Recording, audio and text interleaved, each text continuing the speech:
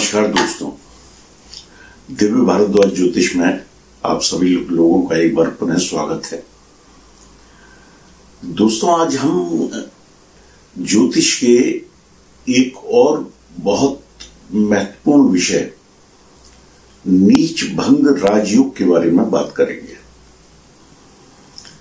नीच ग्रह, जैसा नाम से ही प्रतीत होता है कि बड़ा अशुभ सा है, नीच ग्रह होगा तो अच्छे फल नहीं देगा। लेकिन कभी कभी ऐसे संयोग बनते हैं, ऐसे कॉम्बिनेशन बन जाते हैं कुंडली के अंदर कि नीच का ग्रह भी राजयोग कारक हो जाता है और उच्च के समान बहुत शुभ फल देने लगता है। दोस्तों, जैसे आप ले लीजिए कि बुध ग्रह जो है वो 6 नंबर यानी कि कन्या राशि में उच्च के होते हैं। वहीं अपनी 7वीं राशि मतलब 12 नंबर मतलब मीन राशि में वो नीच के हो जाते हैं। अब दोस्तों, ये किस तरह से होता है कि नीच का ग्रह होने के बाद भी वो उच्च के समान फल देता है? तो इसके लिए जो हमारे ऋषि मुनि थे उन्होंने कुछ सूत्र बनाए।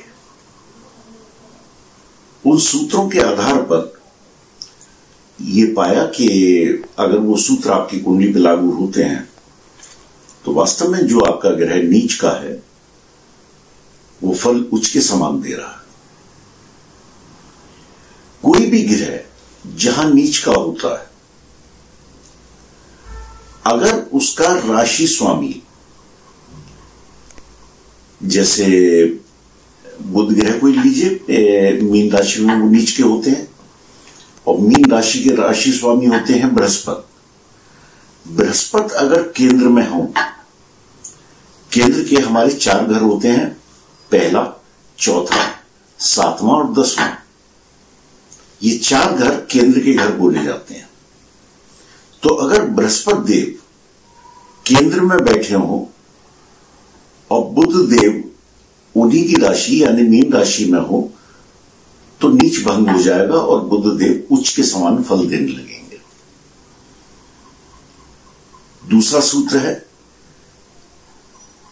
कि जैसे बुध देव मीन राशि में बैठे हुए हैं बृहस्पति देव की राशि में, अब बृहस्पति देव कहीं से भी बुध देव पर अपनी दृष्टि डाल दें, जबकि बुध देव 12 नंबर में बैठे हुए हैं जहां वो नीच के हैं, लेकिन बृहस्पति देव पूरी कुंडली में से कहीं से भी बैठ के उनके ऊपर अपनी दृष्टि डाल दें तो अभी नीच भंग हो जाएगा और बुध देव उच्च के समान फल देने लगेंगे।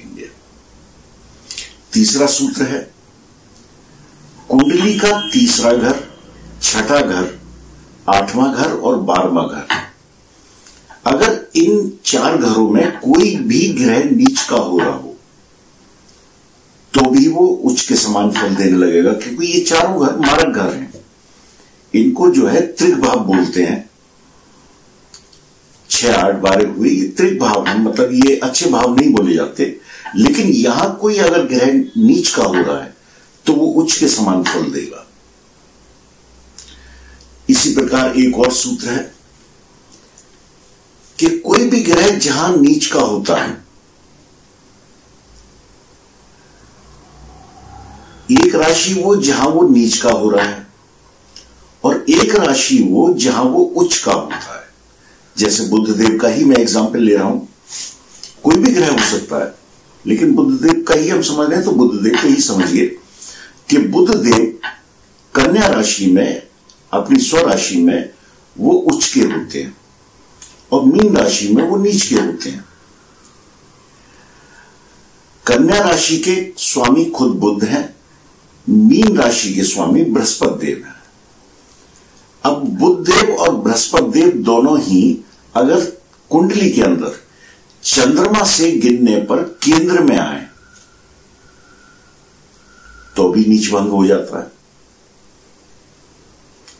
तो इस प्रकार ये सूत्र बनाए हैं ऋषि मुनियों ने कि नीच का ग्रह भी हमें उच्च के समान फल देगा।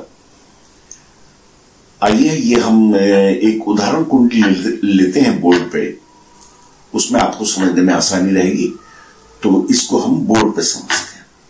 दोस्तों, ये एक उदाहरण कुंडली है नीच भंग राजयोग। ये कुंडली मैंने उदाहरण के लिए श्री अमिताभ बच्चन जी की ली है, जिसमें हम समझ सकते हैं कि नीच किस तरह से भंग होता है और राजयोग कारक हो जाता है और उच्च के समान वो ग्रह फल देने लगता है। दोस्तों, यहां आप देख रहे होंगे कि शुक्रदेव 6 नंबर यानी कि कन्या राशि में नीच के होते हैं। इस समय अमिताभ बच्चन जी पे शुक्र की ही महादशा चल रही है, जो कि नीच के हैं। लेकिन वही सूत्र कि अगर कोई ग्रह नीच का 3रे में, 6ठे में, 8वें में और 12वें घर में नीच का हो रहा हो, तो वो नीच भंग राजयोग में आ जाता है और नीच उसका भंग हो जाता है।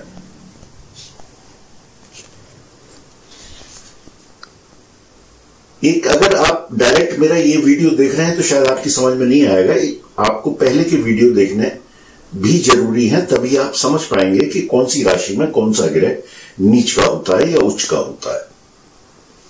तो प्लीज, अगर आपने पहले वीडियो नहीं देखे तो पहले वो देखिए, तभी ये समझ में आएगा। तो पहला सूत्र, 3रा, 6ठा, 8वां और 12वां, इस घर में कोई ग्रह नीच का हो रहा है तो वो उच्च के समान फल देगा। दूसरा सूत्र, अगर कोई ग्रह जहां नीच का हो रहा हो और उसका राशि स्वामी उसके साथ ही बैठ जाए, जैसे यहां शुक्रदेव बुध देव की राशि यानी कन्या राशि में नीच के होते हैं और वहीं बुध देव साथ में बैठ गए, तो साथ में बैठ के भी इन्होंने शुक्रदेव का नीचत्व भंग कर दिया और ये राजयोग कारक हो गए। उसी तरह तीसरा सूत्र है,